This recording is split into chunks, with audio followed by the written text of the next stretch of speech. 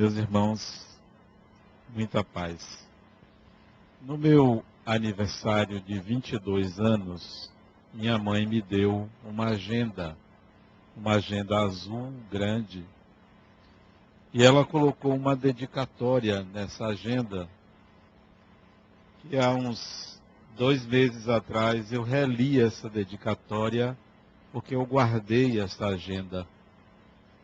Lembro-me que eu ainda estava na faculdade e na agenda anotei algumas aulas que tinha naquela época. E ela colocou exatamente assim na agenda: os janeiros vão passando e o meu menino vai ficando cada vez melhor para a alegria da sua mãe. Uma escrita despretensiosa, mas que mostrava o quanto ela estava satisfeita com esse filho, pelo meu progresso, pela minha dedicação aos estudos, pelas minhas ideias, porque já àquela altura já tinha uma certa maturidade, uma certa visão de mundo, graças ao Espiritismo, que me diferenciava dos meus irmãos, dos amigos e das pessoas mais próximas dela. E aí eu trago para vocês a reflexão sobre o tempo. O tempo vai passando. Ele não pergunta se nós queremos que ele passe. Ele não respeita a vontade de ninguém. Ele está acontecendo para todo mundo. Cada um vai ocupá-lo de uma maneira particular, mas ele vai acontecer. Ele pode ser desgastante para uns, pode ser agradável para outros, pode ser cruel para alguns, mas ele sempre acontece e deixa suas marcas. Ninguém fica isento da ação do tempo. Mesmo que nada faça, mesmo que nada providencie ou que nada se ocupe, em algum momento vai se deparar com outra pessoa e vai verificar que o tempo passou. Porque todos estamos sujeitos ao tempo. Cada um ocupa-se do que lhe apraz, de acordo com o nível de evolução, de acordo com objetivos, desejos. Cada um faz o que quer com o tempo. E é exatamente em função dessas escolhas que a gente se aproxima ou se distancia de afetos. Os nossos afetos também têm o seu tempo. Ninguém é satélite permanentemente de outra pessoa. Ninguém gira sempre em torno de uma mesma pessoa, porque o tempo distancia e aproxima cada um de nós de acordo com as escolhas que fazemos. As suas escolhas lhe distanciam, lhe aproxima de outras pessoas. E se mesmo assim você achar que as escolhas que você fez vai sempre lhe aproximar de alguém, um dia a pessoa desencarna ou você desencarna e a distância virá, para que no tempo, em algum tempo, venha acontecer um reencontro. Mas o tempo vai sempre nos colocar em contato com a nossa individualidade, com as escolhas que fazemos, independentemente das escolhas do outro. Fomos crianças e as escolhas ficaram a cargo de nossos pais. Adolescemos e as escolhas passaram para as nossas mãos. Veio a idade adulta, veio a maturidade e as escolhas são absolutamente pessoais. Que escolhas você está fazendo? Nesse tempo de agora, e o seu tempo é rápido, o tempo é célere. A encarnação passa numa velocidade quase que igual a um carro de Fórmula 1. Rápido. Quando menos espera, você já cruzou a esquina dos 20 anos, dos 30 anos. Por mais que você fuja, você vai se deparar com os cabelos brancos, com o enrugamento da pele, com o distanciamento de pessoas. Por mais que você adie, você vai ter que se encontrar com você mesmo. Vai ter que se deparar exatamente com as suas escolhas. Ninguém foge disso. Ninguém consegue se esconder nesse tempo, porque vai estar só um dia.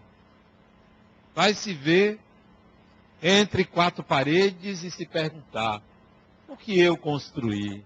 O que de fato eu fiz? E mais ainda, quem de fato eu me constituí, eu sou, depois desse tempo ter passado? Mas eu não digo que será um desastre ou que será negativo, porque para algumas pessoas o tempo vem ao seu favor. O dia não tem 24 horas, tem 48. Para outras pessoas o dia só tem 1 hora, dá para fazer muito pouco. Mas para outros, o tempo é aproveitado de tal maneira que sobra tempo para muitas coisas, embora se faça também muitas coisas. Não é tão negativo para alguns. Para aqueles que entendem que o tempo pertence ao Espírito. Quando nós nos submetemos ao tempo, nós somos dominados por ele. Mas quando nos apropriamos da condição de espíritos imortais, o tempo nos pertence. Se ele nos pertence, ele é uma variável que pode ser dominada, utilizada. Mas se nós não enxergamos a condição de espíritos, nós estamos sujeitos a ele, não dá tempo para nada, a inércia é muito grande e chega um tempo da solidão que é mortífero, que é cruel com aqueles que não se percebem espíritos. Você quer viver? Aproprie-se do tempo. Você sente que está morto quando é escravo do tempo.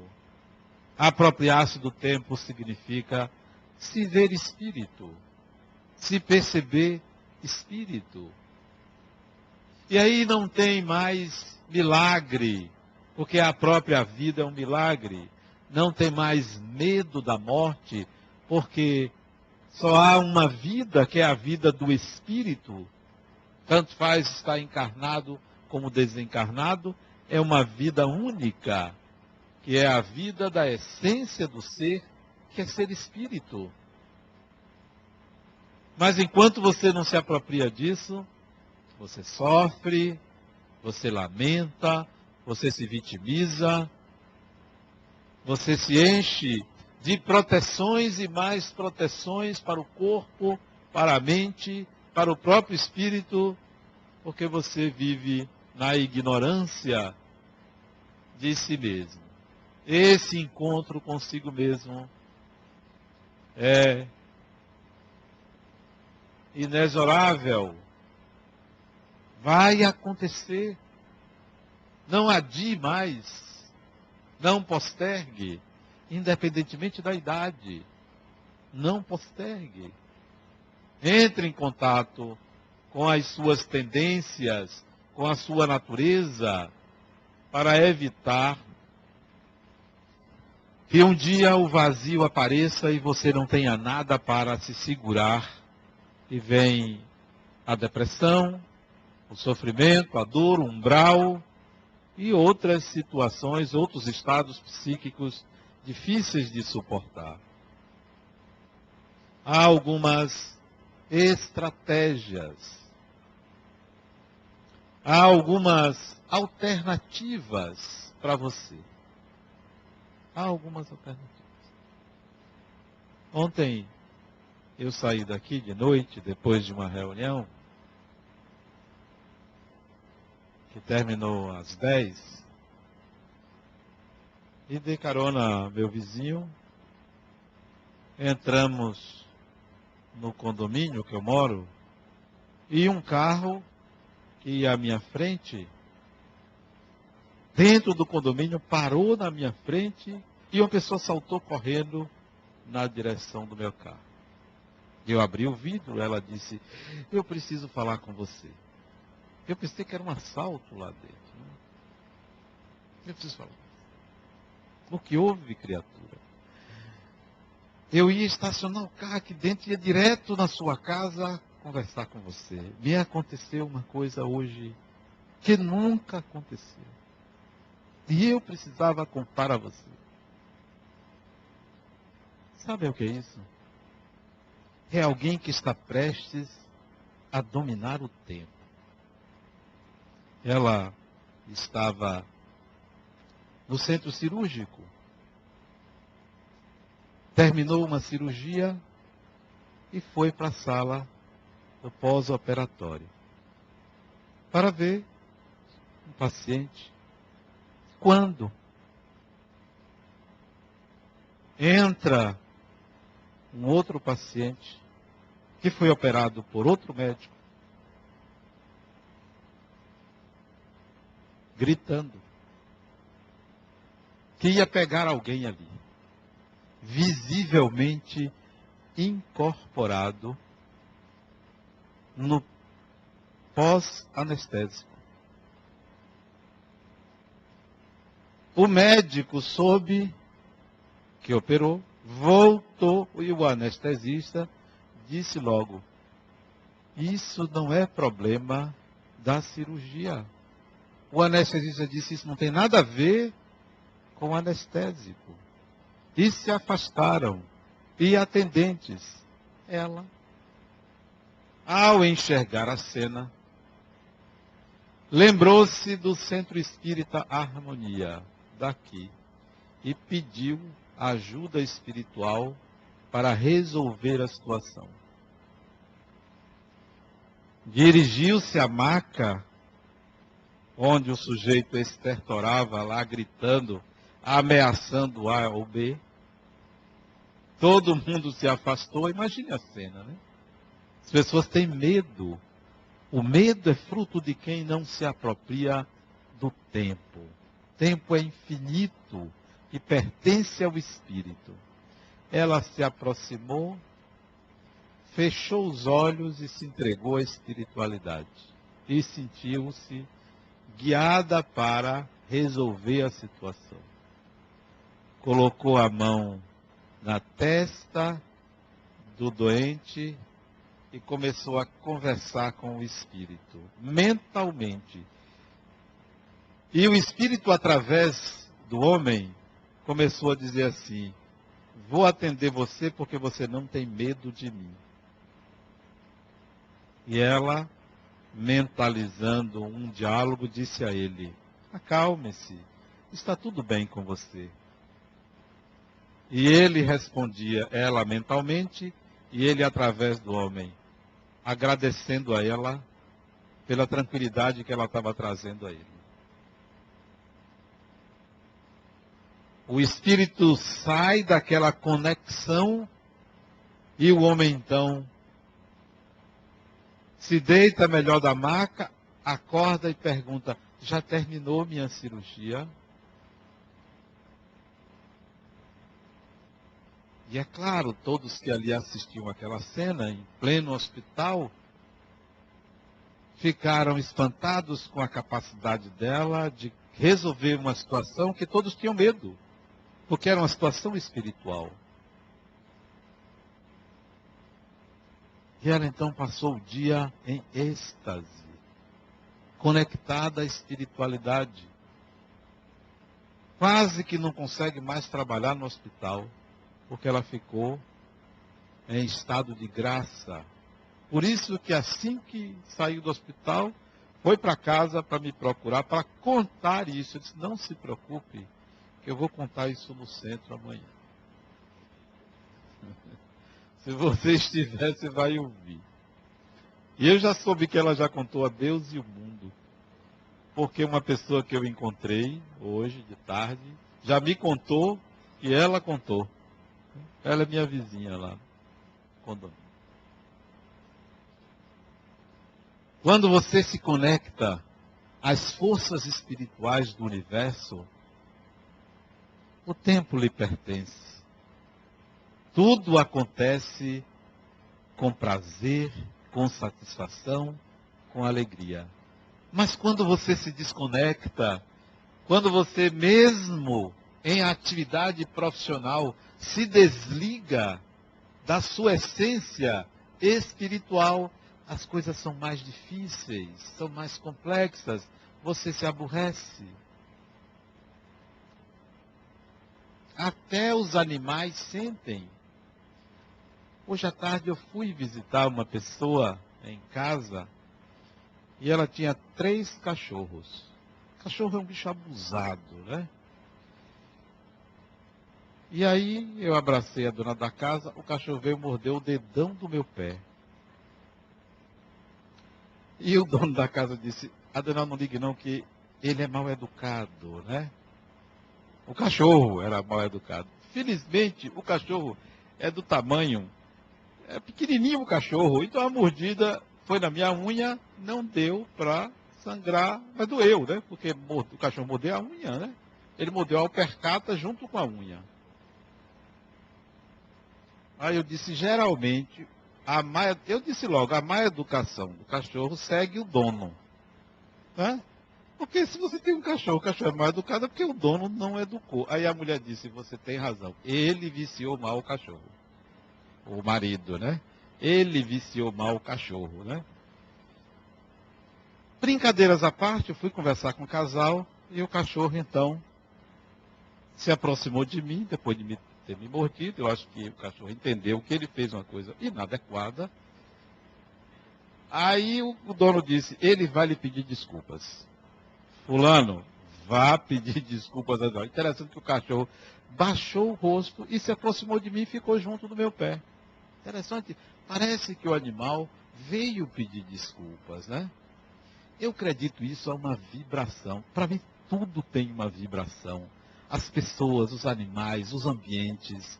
E o cachorro ficou ali, nós conversamos 2 horas, de 2 da tarde às 4 da tarde. E o cachorro ficou ali quietinho, chegou, adormeceu. Eram 3. Os outros 2 ficaram com a dona. Esse ficou do meu lado. Nós podemos perceber vibrações, espiritualidade, sentir ambiente, sentir pessoas. Basta que estejamos conectados. Basta que a percepção de que se é espírito esteja na consciência. Eu sou um espírito. O outro também é o espírito. Isso tem que estar constantemente na consciência, em qualquer atividade profissional, em qualquer momento. Porque isso não está presente só no centro espírita ou no ambiente religioso. Isso é a vida. Nós somos espíritos, independentemente de sermos espíritas ou não. Ser espírita é um rótulo. Ser espírita é uma possibilidade de manifestação do entendimento do espiritual. O espiritismo apresenta um entendimento do espiritual. Ser católico é um entendimento do espiritual. Ser budista é um entendimento do espiritual. A única coisa, o único ismo que não é o entendimento do espiritual é o materialismo. Pronto. Que é a negação do espiritual. Todas as outras doutrinas e filosofias que não são materialistas são entendimentos do espiritual. São rótulos. Você pode adotar o rótulo que você quiser. Ninguém é obrigado a ser espírita. E nem é necessário. Mas, se você alcançar a percepção, a consciência de que você é um espírito, Pronto, tanto faz ser católico, espírita, budista, batista, evangélico, não importa. Essa é a condição fundamental. E aí, você percebe que você é um instrumento, você está a serviço dessa ideia, dessa onda. Eu disse aqui há 15 dias atrás que eu fui visitar uma pessoa no hospital. Eu fiquei surpreso com o resultado, como nós somos instrumentos. Eu dou um passe numa pessoa no hospital, às vezes a pessoa desencarna. Você foi instrumento, né? Não assassino, mas você ajudou uma pessoa a desencarnar. Né? Uma coisa boa para muita gente é desencarnar. Tem pessoas que Deus deveria fazer desencarnar. Tem gente que atrapalha, então era melhor desencarnar. Mas Deus parece que tem planos diferentes da gente. Então já fui dar passe em pessoas no hospital que a pessoa desencarnou no dia seguinte. Felizmente não foi na mesma hora, no dia seguinte. Depois fui dar passe numa pessoa que estava com uma infecção hospitalar, galopante, com a barriga aberta. No dia seguinte ela me liga, eu estou tendo alta. Você é instrumento a serviço do espiritual. Qualquer pessoa, não precisa ser espírita ou conhecer a doutrina, basta que o coração se mobilize e a mente esteja conectada, você pode ser instrumento. E só instrumento. Isso não é vantagem nenhuma. Isso não é nenhum poder especial, nem acredita quem assim procede, nada demais. Não é superior a ninguém, porque um indivíduo que seja marginal, de má vida, pode curar outra pessoa. Não confere a ninguém nenhum degrau na hierarquia, porque curou outra pessoa. Não confere. E a gente pensa que aquele indivíduo, aquele médium, ou aquele religioso que, através dele, curas acontecem, a gente eleva essa pessoa numa condição de quase Deus. Não. Isso é um poder que qualquer um aqui pode ter. Pode desenvolver. Pode trazer à tona. Porque não é nenhum mérito curar o corpo. Não é nenhum mérito. Basta que você vá a um médico e ele pode curar seu corpo se a doença for diagnosticada em tempo e tiver tratamento, tiver medicação apropriada, tiver um protocolo de cura, aquilo vai acontecer. Então, só a cura espiritual só acelera esse processo. Mas qual é a diferença? É o tempo. E, aliás, se você receber uma cura espiritual do seu corpo, é mais responsabilidade. Se é através da medicina, a responsabilidade é apenas manter o seu corpo saudável. Portanto, a cura do corpo é algo simples. É algo que qualquer um de nós pode fazer. O mais difícil é a cura da alma. E a alma é um termo que quer dizer, em princípio, a essência de alguma coisa. A sua alma é a essência de você. A sua alma é o conjunto dos seus desejos. A sua alma é o conjunto das suas tendências. O espírito que você é a sua individualidade. Ninguém tem um espírito. Você não tem um espírito. Você é um espírito. Agora você tem uma alma. Porque a alma não é a mesma coisa que espírito. A alma é um conjunto de tendências. A alma é uma natureza. A alma é uma maneira de ser. A cura da alma, como a gente diz, não é a cura do espírito, porque o espírito não precisa de cura. A cura da alma é colocar essa alma que você tem no eixo, com objetivos, é colocar essa alma a serviço de propósitos. Então, para curar essa alma, é preciso você reconhecer como ela é. Como é a sua alma? Tem pessoas que têm uma alma má. Tem pessoas que têm má índole. Tem pessoas que têm falha de caráter. Tem pessoas que têm uma alma belíssima. Tem pessoas que têm uma alma que quando você se aproxima, você sente que aquela pessoa lhe passa equilíbrio, a harmonia, tranquilidade, paz. É uma alma boa. Como é a sua alma?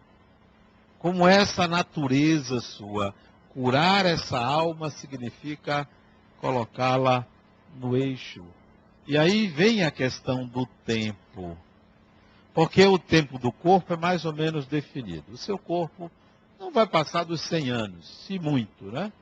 Não vai passar dos 100 anos do seu corpo. O meu corpo, alguns mais cedo, muito raramente mais tarde, isso é até secundário. Viver 80 anos, 90 anos, não tem muita vantagem. Esses 10 anos aí, ou 15 anos, são anos em que o espírito mergulha em si mesmo, pouco vive para fora. Não importa o tempo do corpo, a questão é o tempo dessa alma. O que você faz com as suas tendências? O que você faz com seus potenciais? O que você faz com a sua natureza? E aí você pode ser senhor do tempo. Na minha caixa de e-mails chegam centenas de e-mails por dia, onde algumas dezenas são dirigidos pessoalmente a mim por dia. Talvez uns 50 e-mails por dia dirigidos pessoalmente a mim, não são genéricos. E eu não tenho tempo para estar respondendo e-mail. Não tenho tempo para andar em redes sociais. Não dá. É muita coisa para fazer. Aí quando me sobra um tempinho, eu vou lá responder e-mails. Às vezes demora uma semana, às vezes demora 2, às vezes demora 3, às vezes é imediato. Eu vou pela intuição, respondo esse agora, aquele outro não. Aquele outro fica para depois. Mas eu descobri que por ter o tempo, por ser proprietário do tempo, esses e-mails ficam com respostas no tempo que a pessoa do outro lado precisa. E flui. Há uma tendência em mim em fazer as coisas imediatamente. Minha alma pede que as coisas sejam feitas imediatamente. Sabendo dessa alma, sim, sabendo dessa tendência, eu aprendi a relaxar, a demorar, a me atrasar. Porque minha tendência é chegar no prazo, é chegar com antecedência, é fazer tudo programado, é fazer imediatamente, é resolver as coisas à medida que chegam. Eu preciso atrasar coisas, não, de propósito, para curar essa alma que quer fazer tudo rápido. Tem gente que é o contrário, demora para fazer as coisas. O tempo está a toda disposição, mas a pessoa tem preguiça. Então, essa tendência precisa ser combatida, precisa ser curada. Essa alma precisa ser curada. Essa alma precisa atender a um chamado pessoal de resolver essas situações. Sempre que houver uma tendência que lhe prejudique, você tem que buscar curar essa tendência. Curar essa tendência com o oposto dela. Forçando a natureza. Sacrificando a natureza. Se você não sacrificar a sua natureza, você vai permanecer mais tempo na roda das encarnações. Todo mundo indo embora e você encarnando, desencarnando. Seus afetos evoluindo e você ali. Encarna, desencarna. Porque é um espírito preguiçoso. Tem uma alma preguiçosa. Podendo adiantar-se, fica ali mexendo em gaveta. Arrumando e desarrumando guarda-roupa. Fica ali folheando livro, folheando revista, vendo televisão e o tempo passando. Vendo novela e o tempo passando. Olhando redes sociais e o tempo passando. Olhando para o celular de 5 em 5 minutos para ver se alguém ligou e o tempo passando. Enrolando a própria vida. Essa alma está doente, precisa de cura. Eu ontem conversava com uma colega de trabalho lá na minha clínica e perguntei a ela: você acha que a tecnologia está a serviço da evolução espiritual? Ela disse: depende. Depende do espírito. Para um espírito preguiçoso, a tecnologia atrapalha a evolução, porque esse espírito vai se acomodar com as facilidades. Vai perder muito tempo. Para um espírito mais amadurecido, a tecnologia vai facilitar, vai de fato levar essa pessoa a uma percepção maior do espiritual. Então, depende da sua alma. Depende da apropriação do tempo. O espírito é senhor do tempo. Se ele se submeter ao tempo, ele sucumbe. Quantas horas tem o dia? Para todo mundo tem 24 horas. Para o espírito, depende. O dia pode ter 1 hora, como pode ter 100 horas. Não tem hora. Qualquer hora você pode fazer aquilo. Como você quer fazer, você faz a qualquer momento. Pode parar, pode recomeçar, porque esse tempo lhe pertence. Mas tem gente não, que não é só escravo do tempo, fica controlando o tempo dos outros. Não tem isso? A pessoa fica marcando o tempo dos outros, né? Verificando se as pessoas estão seguindo o tempo. Ora, deixe o tempo do outro. Você precisa ser dono do seu tempo. Como uma pessoa de 30 anos de idade, por exemplo, não faz nada na vida? Só pode ser preguiçoso. Ah, mas eu não arranjo trabalho. Não, trabalho não se arranja, você faz. Você executa. Você inicia em algum lugar, de alguma forma. O tempo é seu, use-o. Não se submeta a ele. Ah, mas agora não dá mais. É sempre tempo de começar, é sempre tempo de recomeçar, é sempre tempo de iniciar alguma atividade, alguma coisa. O que não deve é se submeter ao tempo e dizer: agora não, deixe para outra hora. Deixe para outra hora e a hora nunca chega. A hora é essa. A hora é qualquer hora. Portanto, é a primeira hora. Não deixemos para a última hora.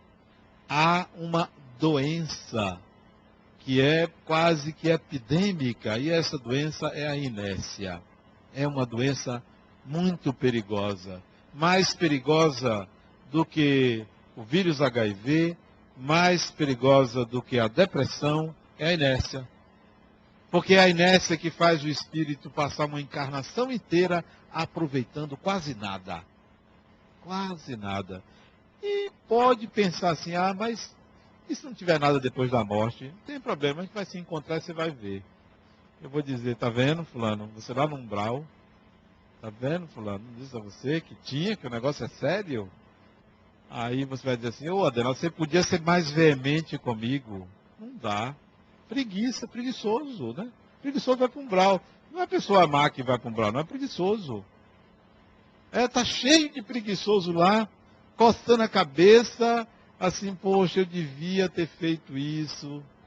Eu devia, porque bem que fulano me falou, que agora não adianta mais, você vai voltar, vai recomeçar. Muita gente já foi adiante e você está lá atrás, ali, ó, lamentando o tempo perdido. O bom é que Deus dá uma continuidade. O bom é que tem a reencarnação. Imagine se não tivesse, como era antes, que antes não tinha não. O negócio mudou. Antes era céu e inferno, depois inventaram o purgatório. Era um horror. Não tinha não. Esse negócio de vida depois da morte é recente, é coisa nova, né? Apareceu agora, que bom que descobriram isso. Porque antes você não tinha saída. Ou você era bom ou você era ruim. E se você era ruim, já era. Já era. Hoje não, inventaram esse negócio da vida após a morte. Olha que coisa boa, né? Então, continua, pelo menos tem essa vantagem. Olha, eu volto, eu posso até esquecer, mas eu volto. E tem gente que tem uma natureza, que tem uma alma, que é bom esquecer. Porque se lembrar, ninguém aguenta, né? Ainda bem que a pessoa esquece.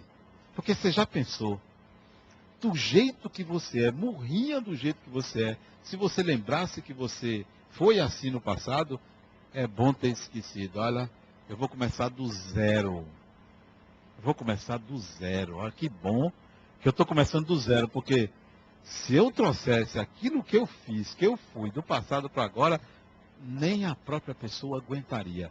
Então é bom esquecer. O bom é que o negócio continua, você volta. O ruim é a inércia, é a paralisia, é o comodismo, é a vitimização.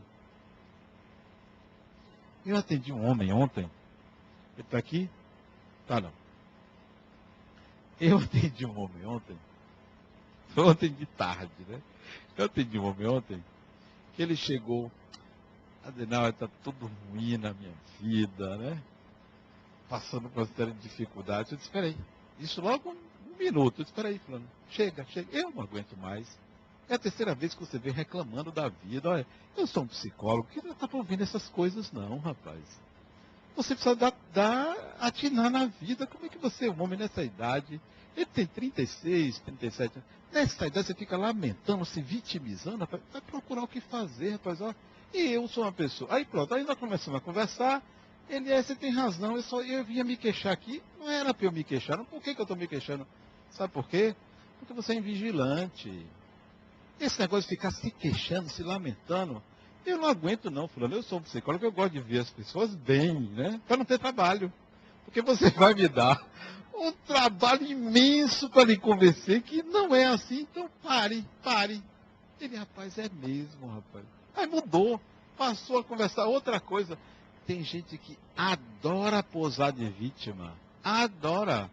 Dizer que está ruim por causa do marido, da mulher, do governo, do pai, da mãe, de Deus. Adora, terceirizando a responsabilidade pela própria vida. Chega.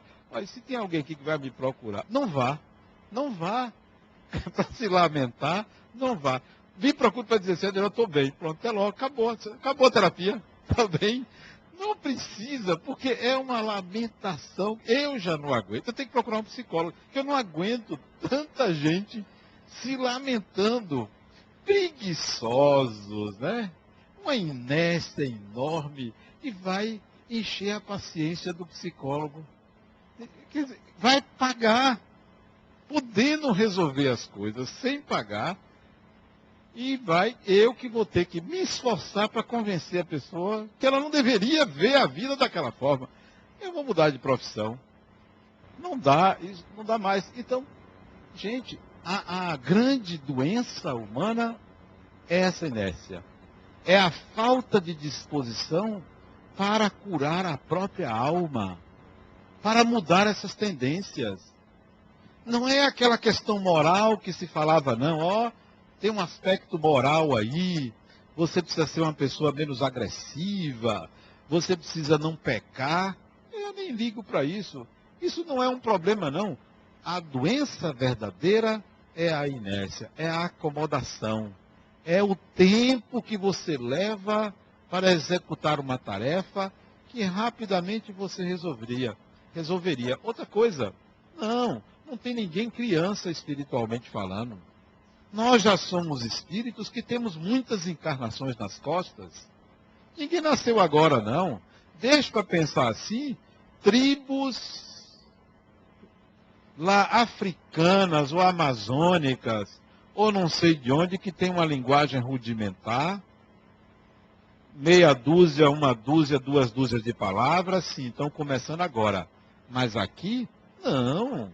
São espíritos que já têm muito tempo, e fica nesse reme-reme, nessa preocupação com o externo, nessa preocupação com a vida alheia. Você sabe que tem gente que se preocupa com a vida dos outros? Não sei por quê. Se preocupa se o outro se veste assim, se veste assado, se comprou o carro A, o carro B. Quer dizer, você não tem o que fazer. E depois vai e tem que pedir ajuda a um psicólogo. Não, é bom procurar outro psicólogo, porque não dá. É a pessoa não ter vergonha. Não é falta de vergonha. Fulano, vá trabalhar. Vá procurar o que fazer. Você não precisa de psicólogo, você precisa de vergonha na cara. Mas esse, pelo menos, o de ontem, ele atinou, disse, rapaz, eu ia me lamentar aqui. Eu disse, pois é, para de se lamentar. E tem gente que é profissional da lamentação. Profissional. E aluga os amigos. Porque não tem condições de pagar psicólogo, ou porque acha que psicólogo é coisa de maluco. O outro chegou para mim e disse, que dia eu vou na sua casa para a gente conversar? Nunca, fulano. Você já vem aqui no meu consultório, daqui aí na minha casa conversar comigo? Não. E eu disse a ele, nós não somos amigos, eu sou seu psicólogo. Você não vai na minha casa. Ou você resolve aqui, ou não tem jeito. Ia me alugar, veja. Ia me alugar, né? E de graça, pode. Brincadeiras à parte, a cura da alma é algo sério.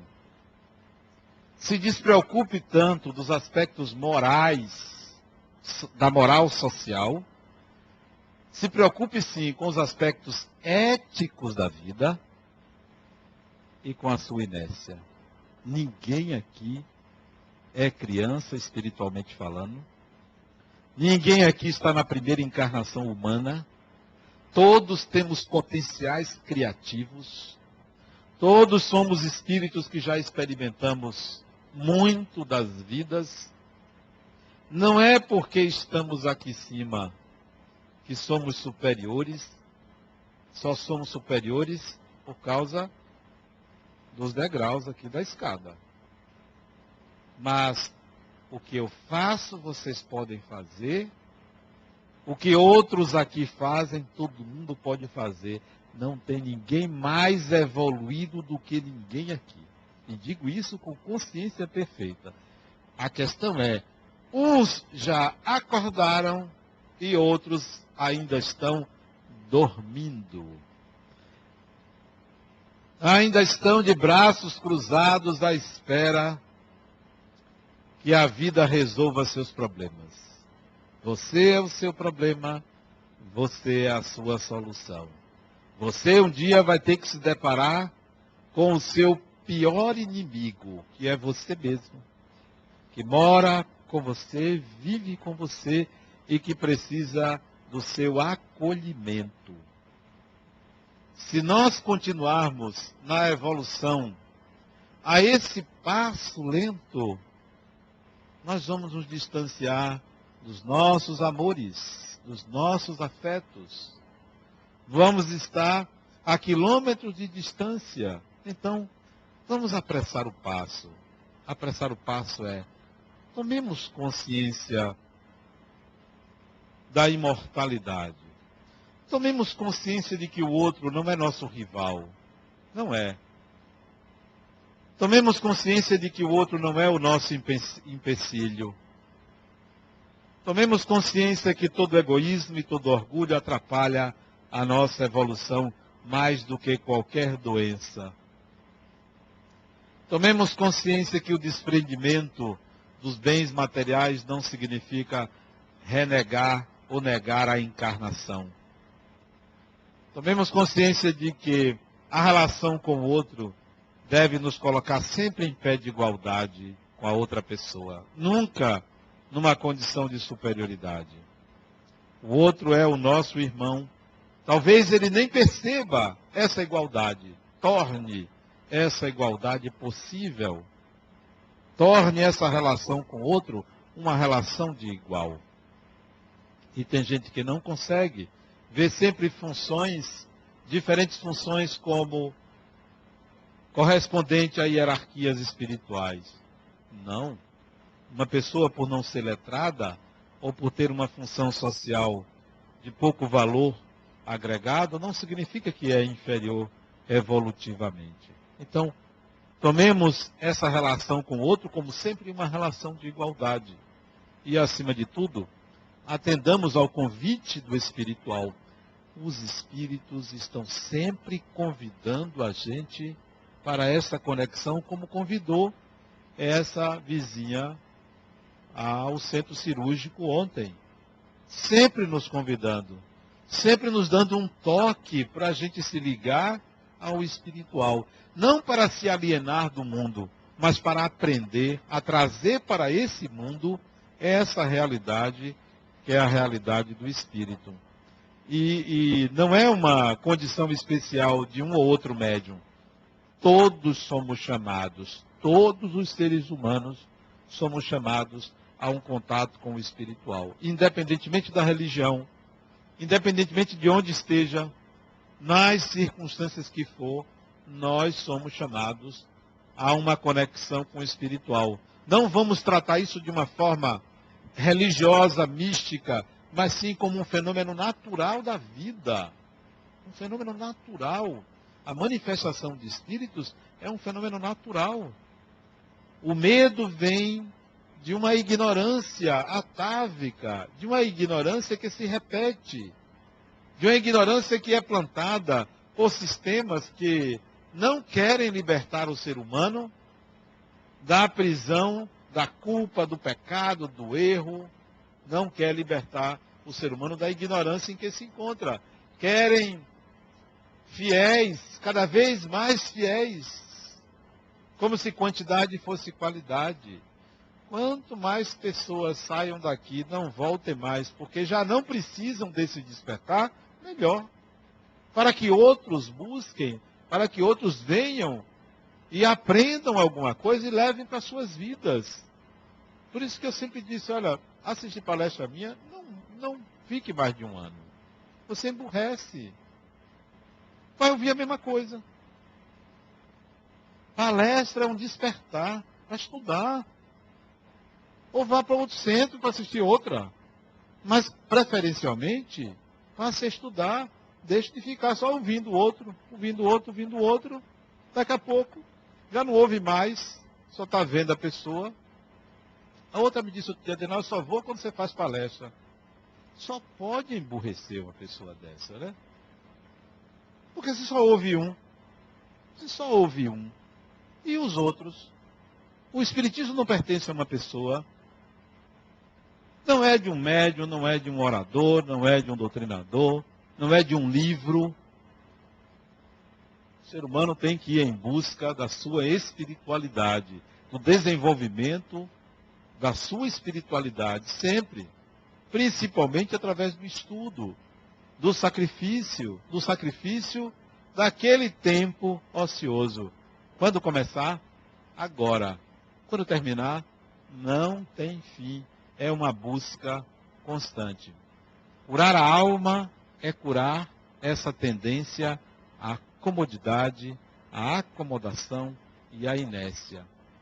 Curando-se disso, as questões do corpo, as doenças, são facilmente compreendidas e atendidas nos seus objetivos.